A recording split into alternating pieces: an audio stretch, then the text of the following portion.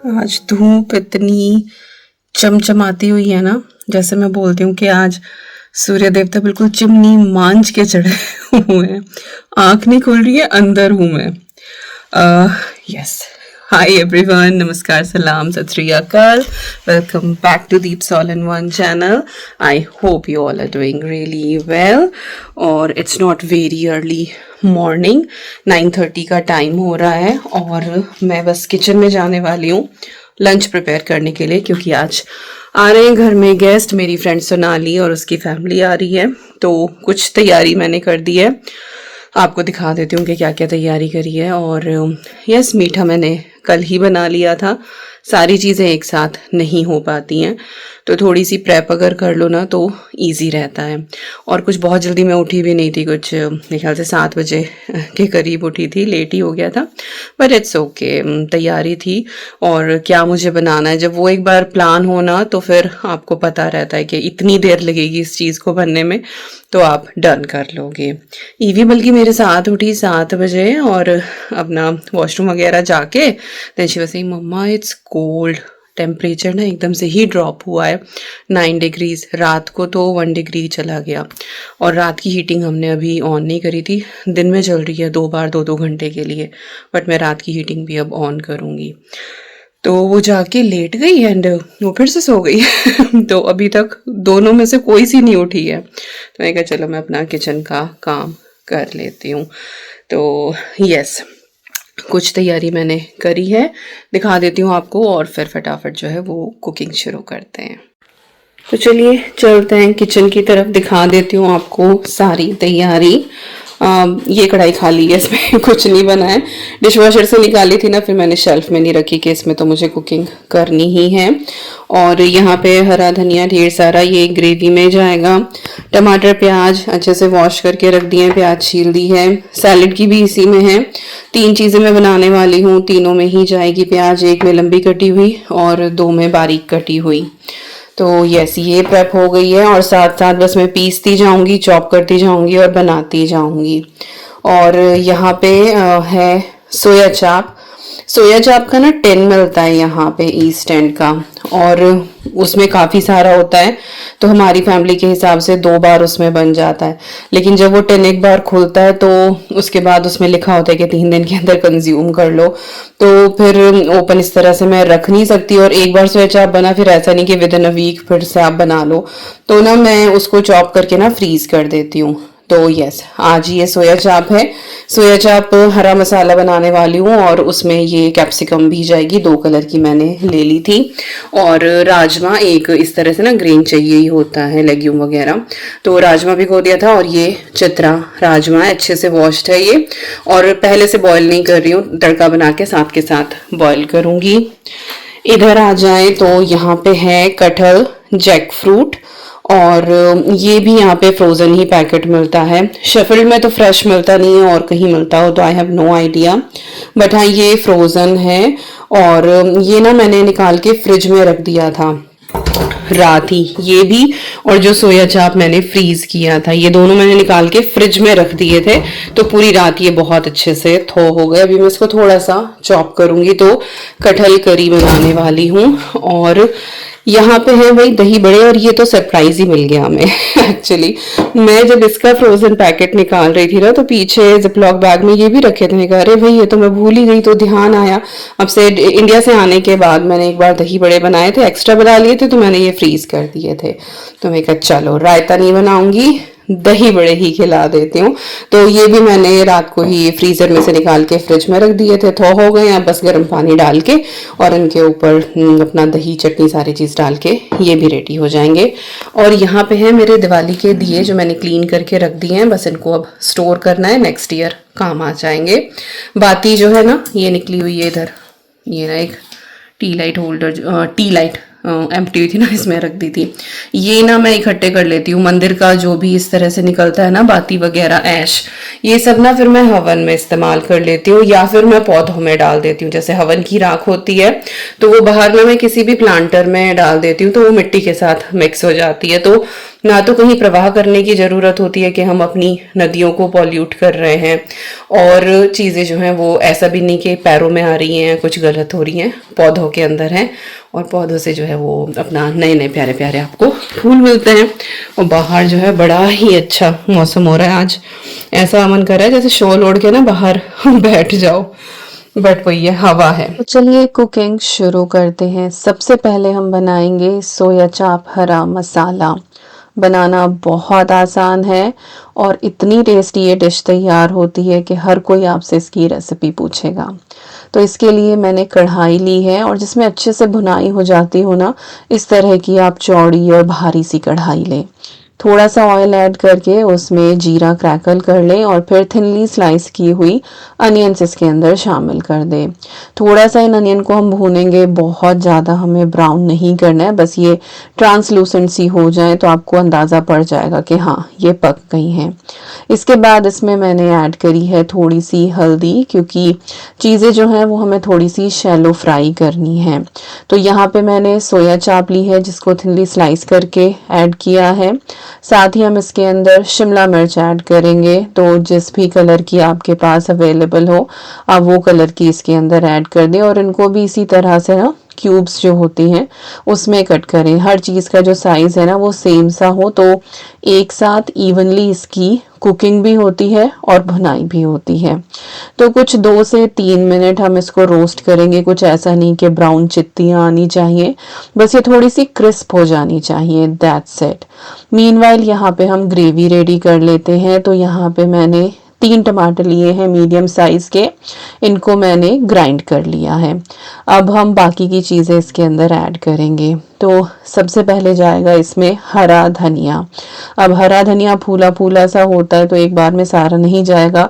Blender जग जो है मेरा वो भी थोड़ा सा छोटा ही है, तो इसीलिए थोड़ा थोड़ा करके मैं इसे ऐड करूँगी और सारा ही आपको ये धनिया कर लेना है। और काफ़ी बड़ा बंच था ये। बस इस डिश के अंदर जो है ना वो हरे धनिए की एक बहुत ही डिस्टिंक्ट सी अरोमा और टेस्ट होता है, तो बहुत ही बढ़िया लगता है। तो हरे धनिए में आप कंजूसी बिल्कुल भी ना करें, वो बिल्कुल अच्छे से आप ऐड करें।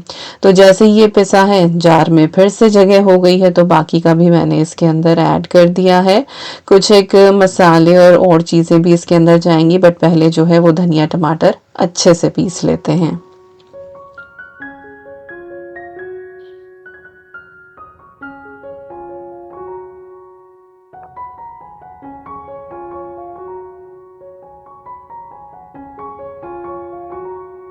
अब लेंगे अपना मसाला डब्बा, उसमें से ऐड करेंगे धनिया पाउडर, और ये भी काफ़ी ज़्यादा जाता है तो 1.5 चम्मच के करीब मैंने डाला है। 1 चम्मच मैंने इसमें कश्मीरी रेड चिली ऐड करी है और आधे चम्मच से बस थोड़ी सी ज़्यादा मैंने इसमें हल्दी पाउडर का ऐड करा है। इसके बाद हम इसमें दही ऐड करेंगे, और दही थोड़ी सी थिक ही हो या फिर हंकर्ड हो आपके पास तो आप वो ले लें, और आधा कप के करीब इसके अंदर जाएगी ही जाएगी। मैंने सर्विंग वाली जो चम्मच होती है 3, वो इसके अंदर ऐड करी है। और बस ये दही डालने के बाद बहुत ज़्यादा नहीं चलाना है, अदरवाइज फिर बटर अलग हो जाता है। बस इतना ही चलाना है कि वो थोड़ी सी मिक्स हो जाए। और यहाँ पे हमारा ग्रेवी बेस हो गया है रेडी। इधर जो हमारी सब्जियां हैं वो भी अच्छे से भुन गई हैं। अब हम टेस्ट के हिसाब से इसके अंदर सॉल्ट ऐड कर देंगे। सॉल्ट जो है वो शुरुआत में ऐड ना करें, उससे सब्जियां गल जल्दी से जाती हैं, भुन नहीं पाती हैं। तो पहले हमें उनको भूनना है, उसके बाद फिर जो कसर बाकी है वो नमक कर देगा। तो नमक डाला है, साथ ही मैंने थोड़ा सा गरम मसाला इसके अंदर ऐड करा है, और एक बार इसको अच्छे से मिक्स कर लेंगे यहाँ पे। और इसके बाद फिर जो हमने ग्रेवी बेस बनाया है वो हम इसके अंदर ऐड करेंगे, और वहाँ पे बस हमारा सब्जी का जो काम है ना चीज़ें मिक्स करने का वो डन हो जाता है। इसके बाद तो हीट को ही जो है वो अपना काम करना है। तो ये देखिए यहाँ पर नमक डालने के बाद मैंने इसको 2 मिनट के करीब मीडियम फ्लेम पे रख छोड़ा था और यहाँ पे हमारी जो सब्जियां हैं ना वो सारी बहुत अच्छे से गल गई हैं, कुक हो गई हैं। ऐसा भी नहीं है कि बिल्कुल जैसे शिमला मिर्च की स्किन ही अलग हो जाए, इस हद तक आपको इसको पकाना है। थोड़ा सा क्रंच रहना चाहिए उसके अंदर, ना तो वो कच्ची ही लगे और ना ही वो ऐसी लगे कि बस बिल्कुल ही गल गई है, क्योंकि अभी ग्रेवी के साथ भी वो थोड़ी सी पकेगी। तो यहाँ पे मैंने मिक्स पूरा ऐड कर दिया है। थोड़ा सा इसको चलाएंगे जब तक इसमें हल्के से बबल्स ना आ जाए, और जब बबल्स आ जाएंगे उसके बाद फिर हम इसको कवर करके छोड़ देंगे और 4 से 5 मिनट हम इसको मीडियम फ्लेम पे और पकाएंगे, ताकि जो ग्रेवी का फ्लेवर है वो शिमला मिर्च में और सोया चाप में अंदर अच्छे से आ जाए। तो ये देखिए यहाँ पे ऑयल जो है वो सेपरेट हो गया है। हालांकि मैंने बहुत ज़्यादा जो है वो इसके अंदर ऑयल ऐड भी नहीं किया था, बट स्टिल जब अच्छे से भुनाई हो जाती है ना तो साइड से अलग हो ही जाता है।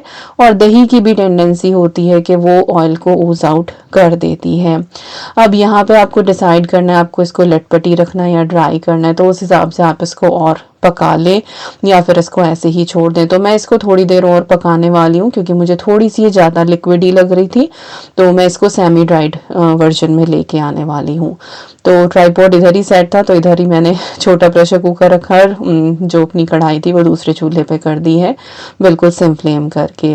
यहाँ पे हम बनाने वाले हैं कटहल करी, और ये इतनी टेस्टी बनती है और इतनी फटाफट बनती है कि बस क्या ही बताऊं।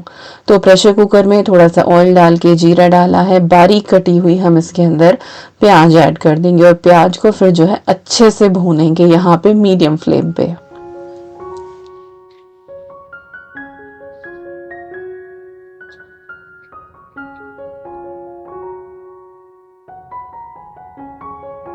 और इधर देखिए हमारी जो सोया चाप हरा मसाला है ना वो डन हो गया है, बिल्कुल ही ऑयल इसका सेपरेट हो गया है और जितनी ग्रेवी मुझे चाहिए थी बस उतनी ही इसके अंदर बची है। थोड़ा ये रख के भी टाइट सा हो जाता है, हालांकि गरम करके ही हम सर्व करने वाले हैं, बट ये कंसिस्टेंसी इसकी बिल्कुल परफेक्ट है। और ये एक ऐसी डिश है, इसको आप बल्क में बना के फ्रीज भी कर सकते हैं, इसका कुछ नहीं बिगड़ता है 2 महीने तक भी।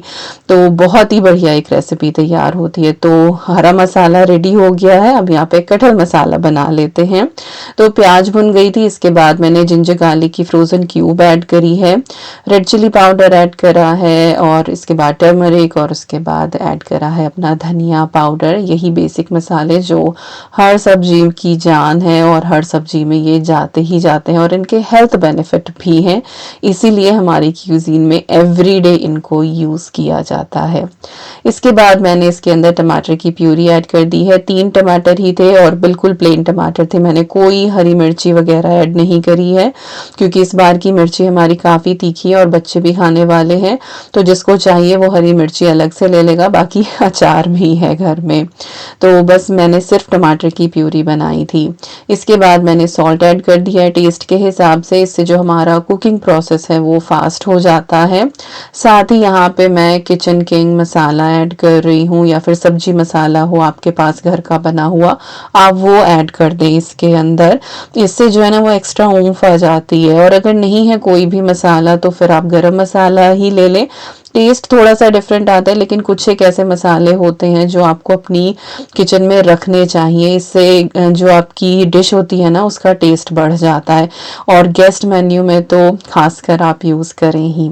तो यहाँ पे जो है मसाला डाल के मैंने इसको अच्छे से भूना है, और बिल्कुल भुना भुना मसाला कलर उसका डार्क हो जाता है, आपको पता लग ही जाता है। इसके बाद जो कटहल है ना उसको मैंने छोटे पीसेस में कट कर लिया था, वो ऐड करा है, और साथ में मैंने इसमें फ्रोज़न मटर भी डाली हैं। मटर ऑप्शनल है, लेकिन मेरे घर में पसंद की जाती है इस वाले डिश में, तो इसीलिए मैं मटर के साथ ही बनाती हूँ। तो अगर आपका मन करे तो आप मटर के साथ इसको बना के ज़रूर देखना, बहुत बढ़िया टेस्ट आता है। तो सारी चीज़ें डाल के इसको अच्छे से मिक्स करेंगे। और प्रेशर कुकर मेरा थोड़ा सा छोटा ही पड़ गया था, यहाँ पे सोचा कि बड़े में ही बना लेती, पर फिर लगा चलो कोई नहीं, काम चल ही जाएगा, कोई बहुत ज़्यादा ग्रेवी वाला ये मेरे को नहीं बनाना है। तो बस हिसाब से थोड़ा सा इसमें पानी ऐड करके और प्रेशर कुकर जो है वो आप लिड लगा दें इसकी, और 1 से 2 विसल में इट इज़ कम्प्लीटली डन। कोई बहुत ज़्यादा इसमें टाइम लगता नहीं है। तो फिर से चूल्हा चेंज किया है, लाइक यहाँ पे पॉट चेंज किया है, और यहाँ पे अब मैं तैयारी कर रही हूँ राजमा मसाला बनाने की।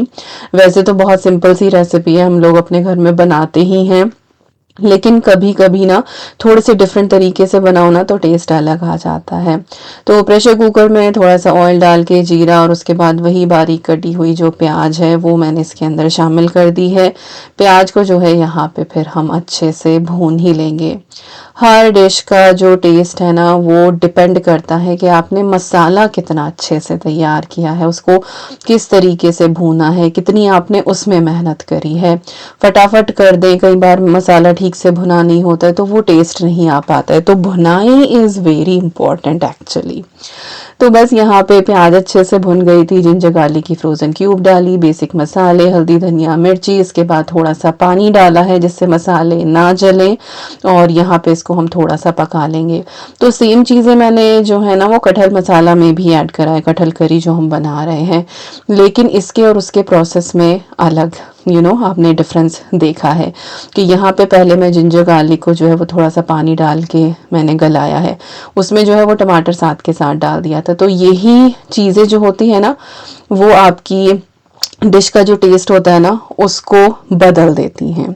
तो जब यहाँ पे हमारी जिंजर गार्लिक की क्यूब अच्छे से गल गई थी, मसाला भुन गया था हमारा, फिर मैंने इसके अंदर जो है वो राजमा मसाला ऐड करा है, घर का बना हुआ है, और आपके साथ मैंने इसकी रेसिपी भी शेयर करी थी।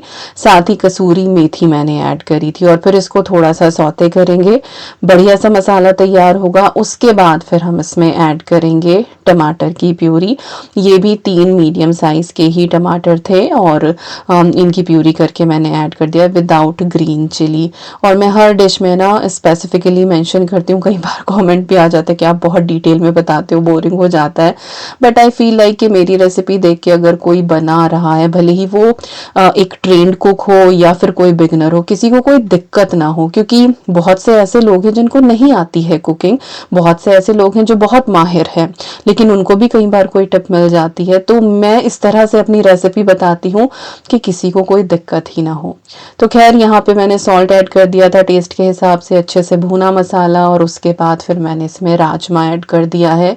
चित्रा राजमा जो है ना ये बहुत ही टेस्टी लगता है, और ये गल भी जाता है। और कई बार ना जो यहाँ का रेड वाला राजमा होता है ना वो नहीं उतना गलता, कितनी भी सीटियाँ लगा लो, लेकिन ये वाला oh my God it's so tasty, और इसमें ज़्यादा मेहनत भी नहीं लगती कि बहुत आपको जो है गलाना है। और अगर इसको आप 3-4 घंटे भी सोक कर दो ना गर्म पानी में तो भी ये हो जाता है। तो बस ये ऐड करके, और मैंने इसमें हिसाब से पानी ऐड करा है। इसके बाद बस लिड लगा के 1 विसल में इसमें लगवाने वाली हूँ, और उसके बाद 5 मिनट में इसको सिम पे छोड़ूंगी, और फिर से एक हाई प्रेशर इसको विसल लगा के और फिर मैं फ्लेम ऑफ कर दूंगी।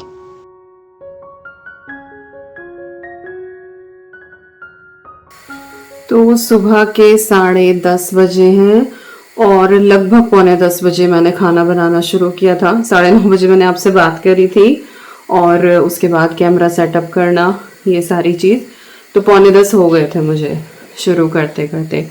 10:30 बजे लाइक 45 मिनट में मेरी 3 करी डन हो गई हैं। दिस इज़ सोया हरा मसाला, और जो बड़े हैं ये भी मैंने पानी में सोख करके और इनको निचोड़ के रख दिया है, बस दही डालनी रह गई है। इधर जो है साइड बाय साइड मैंने सैलेड की भी प्रेप कर दी थी, वॉश करके सब कुछ रख दिया है, बस चॉप करना बाकी है, तो ये बाद में ही कर देंगे। इधर बस राजमा में अब मुझे कुछ नहीं करना है, बस इसमें 1 सीटी आनी है, सिम पे करना 10 मिनट, और फिर 1 सीटी लगवा के इट्स डन। और इधर हमारा जो कटहल करी है ये भी डन है, बट अभी इसकी स्टीम नहीं निकली है तो अभी दिखा नहीं सकती हूँ। तो थोड़ी सी प्रेप आप कर लो ना तो बहुत जल्दी सारी चीज़ें हो जाती हैं। और इसके बाद किचन जो है वो मैंने अपनी सारी साथ के साथ समेट दी है। तो गेस्ट के लिए आप खाना बना रहे हो, या बैच कुकिंग कर रहे हो, या मील प्रेप कर रहे हो अपनी वीकली के, कुछ लोग ऐसे होते हैं जो पूरे वीक का मील भी बना के रखते हैं। हर किसी की लाइफ डिफरेंट है, कोई वर्किंग है, वर्किंग आवर्स इस तरह के हैं, बच्चे स्कूल जा रहे हैं, तो आप हर टाइम फ्रेश नहीं बना सकते हैं, तो बैच कुकिंग करते हैं बहुत से लोग and it's completely practical actually. तो थोड़ी सी आप प्लानिंग करो ना तो बहुत इजीली सारी चीजें हो जाती है। बस एक चीज ध्यान रखनी है कि क्लीन एज यू गो, बिल्कुल फैलारा करके ना रखो। मसाले दाने निकालिए साथ के साथ रख दो, आपने मिक्सर ग्राइंडर निकाला है, काम खत्म होते उसे साथ के साथ रख दो, तो बाद के लिए काम नहीं बचता और उस टाइम आप उस रिदम में होते हो काम करने वाली में कि सारी चीजें हो जाती हैं। तो 45 मिनट में 3 सब्जियां मेरी डन हो गई हैं, थोड़ी सी साइड प्रेप भी हो गई है। अभी मैं क्या करूंगी, जैसे ही मेरी ये ग्रेवीज डन हो जाएंगी ना, इनको मैं साथ के साथ डिश आउट कर दूंगी। उसके बाद जब गेस्ट आएंगे मुझे सिर्फ इनको माइक्रोवेव करना रहेगा। माइक्रोवेव नहीं है आपके पास तो फिर आप बर्तनों में ही रखें, फिर गर्म करके उस टाइम पे डिश आउट करें। लेकिन अगर माइक्रोवेव है तो आई वुड हाईली रिकमेंड कि जिस चीज में आपको सर्व करना है ना, अपने सर्व वे में डाल के जो माइक्रोवेव सेफ हो आप वो करके रख दें। उससे क्या होता है, जो बड़े बड़े बर्तन आपके काउंटर टॉप पे होते हैं ना, ये हट जाते हैं और इनको आप डिश वॉशर है तो उसमें लगा दो या फिर मांज के रख दो, तो मेहमानों के आने से पहले आपकी किचन खाली हो जाती है, पता भी नहीं लगता किसी को कि यहाँ पे इतनी ज्यादा कुकिंग हुई है। तो ये मेरी कुछ टिप्स हैं। एक और चीज जो मैं प्रेफर करती हूँ कि जिन कपड़ों में मैं मेहमानों के सामने जाने वाली हूँ मैं उन कपड़ों में कुकिंग ना करूँ, क्योंकि हमारी इंडियन ग्रेवीज ऐसी होती है ना, इनमें बहुत ज्यादा अरोमा होती है, तो वो मसाले की महक रम जाती है उसके अंदर। तो यस, मैं तो खैर अभी शावर नहीं लिया है, बट अभी ये सब निपटा के हम गोना टेक शावर, तो मैं भी फ्रेश, घर भी फ्रेश और काम भी हमारा समेटा जाएगा। ईवी मैडम आ गई हैं उठ के, चलो थोड़ी देर उसको भी देखती हूँ। थोड़ी देर का रेस्ट भी हो गया, बच्चों के साथ भी बैठ लिए और अभी यहाँ पे अपनी डिशेस चेक कर लेते हैं। तो ये देखो कटहल करी कितनी अच्छी बनी है और साइड से आपको थोड़ा सा ऑयल इसमें दिखाई दे रहा होगा। तो मेरी तरह अगर आपका प्रेशर कुकर भी छोटा पड़ जाए ना और आप कंजूसी में बड़े वाला ना निकालें, तो अगर आपको लगे ना इस पॉइंट पे तो आप गर्म पानी ऐड करके ग्रेवी एडजस्ट कर सकते हैं, बट मुझे उतनी ही ग्रेवी रखनी थी। और इसके बाद का फिर ऐसा कुछ रिकॉर्ड नहीं किया, वो लोग काफ़ी लेट आए, आई थिंक 2 बजे तक आए थे और थोड़ी देर बैठे भी हम लोग और फिर मैंने जो है वो खाना सर्व किया गर्म करके। डिश आउट मैंने पहले ही कर लिया था और बड़े बर्तन जो है वो सब कुछ क्लीन हो ही गए थे। और इस तरह की हमारी कुछ टेबल लग रही थी और टेबल पे टेबल डेकोर करना मुझे बहुत ज़्यादा नहीं आता, बट ये है कि ठीक से सर्व कर देती हूँ। मोस्टली बच्चे जो हैं वो ही इधर बैठ के खाते हैं, बाकी सब लोग तो, क्योंकि जो मेरी सेंटर टेबल है ना वो भी खुल के डाइनिंग टेबल हो जाती है, तो कुछ लोग इधर और कुछ लोग उधर आराम से एडजस्ट हो जाते हैं। तो खाना पीना हुआ और हाँ साथ में रोटियां भी बनी थी, बट वो उस टाइम तक टेबल पे गई नहीं थी। और बस इसके बाद मैंने जो है वो मीठा सर्व किया, गुलाब जामुन मैंने बनाए थे और इतने से ही बचे हैं अभी। और किस तरह से मैंने ये बनाए थे मैंने पूरी डिटेल्ड वीडियो आपके साथ शेयर करी है। साथ साथ आपको यहाँ पे अपनी किचन का नज़ारा भी दे दूँ कि सब कुछ अच्छे से क्लीन है, क्योंकि बड़े बर्तन पहले ही हो गए थे और उनको मैंने डिश वॉशर से फिर अनलोड भी कर दिया था, तो जो खाने के बर्तन हुए थे वो साथ के साथ जो है वो डिश वॉशर में लग गए थे। तो किचन भी आपकी क्लीन है। तो इस तरीके से ना आप एक छोटी सी गेट टुगेदर को बहुत ईजिली मेंटेन कर सकते हो बिना किसी हैसल के। आप अपने गेस्ट के साथ भी टाइम बिता सकते हो और ऐसा भी नहीं कि गेस्ट आके आपके साथ किचन में भी लग जाए, कोई ज़रूरत नहीं होती, क्योंकि आपने इंतज़ाम ही इतना बढ़िया किया होता है। और ऐसा नहीं कि मैं कुछ ये तारीफ करके बोल रही हूँ, this is how I learn from my home कि आप अपने मेहमानों को भी टाइम दो और उनके लिए सारी चीज़ें आप पहले से तैयार करके रखो। हाँ 20-25 लोगों की आप गैदरिंग कर रहे हो तो थोड़ा सा मसला हो जाता है और उस टाइम पे आपको दूसरी स्ट्रैटेजी अपनानी पड़ती है, तो कभी वो भी शेयर करूँगी। वैसे बर्थडे पार्टीज़ मैंने शेयर करी हैं कि उसमें भी मैं कैसे मेंटेन करती हूँ। तो बच्चे खेल रहे थे, हम सब आपस में बात कर रहे थे और बस इतना ही रिकॉर्ड हो पाया। सब लोग हाय बोल रहे हैं और बस इसी के साथ आ गए हम इस वीडियो के एंड पे। आई होप आपको आज का ये व्लॉग पसंद आया होगा। मिलती हूँ नेक्स्ट व्लॉग में। Till then you guys take care and I am sending lots and lots and lots of love to you all. Thank you so much for watching. Take care and bye bye.